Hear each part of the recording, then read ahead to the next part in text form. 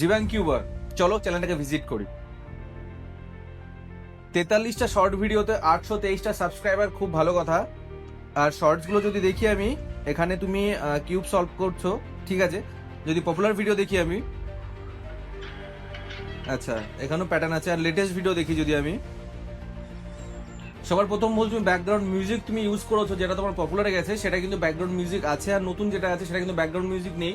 So তোমার ভিডিওটা কিন্তু একটা মোটামুটি একটা বোরিং টাইপের হয়ে যাচ্ছে।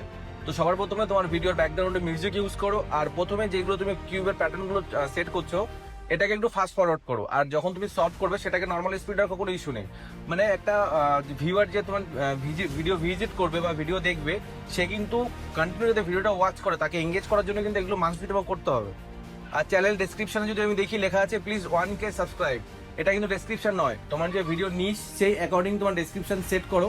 আর এর জন্য তুমি চ্যাট জিপিটি বা জেমিনি যে কোনো একটা অ্যাপের ইউজ করতে পারো।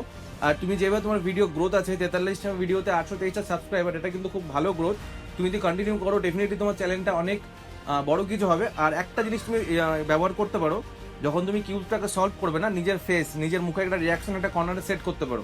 তাহলে কি হবে না, মানুষ তোমার একটা ফেস ভ্যালু দেখে তোমাকে চিনবে, প্লাস তোমার ভিডিও কিন্তু আরো বেশি ভিউজ পাবে, প্লাস তোমার চ্যানেলটা খুব তাড়াতাড়ি গ্রো হবে।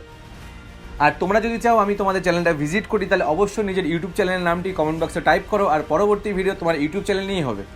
ভিডিও ভালো লাগলে চ্যানেলটিকে সাবস্ক্রাইব করো, লাইক করো আর শেয়ার করো। দেখা হবে পরবর্তী ভিডিওতে, ততক্ষণের জন্য বাই বাই।